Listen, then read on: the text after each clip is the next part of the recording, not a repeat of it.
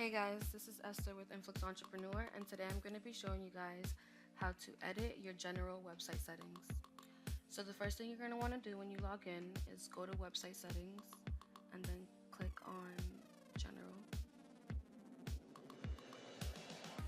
So here, if you want to change the title of your site, you can. So I'm going to change it.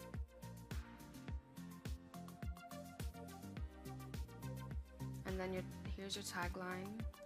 It describes what a tagline is. Below it, it says in a few words, explain what the site is about. So I'm just going to leave that the same. The address is going to stay the same. The site language, you could change the language if you choose to. It's going to stay the same.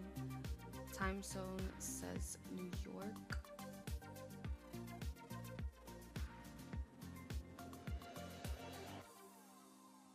So we're just going to keep it like that. We're actually located in Pennsylvania, but we're just going to keep it like that. This is your date format. You could change it however you want to. I'm just going to keep it like this. And then here's your time format that you can change as well. So let's just keep it like that.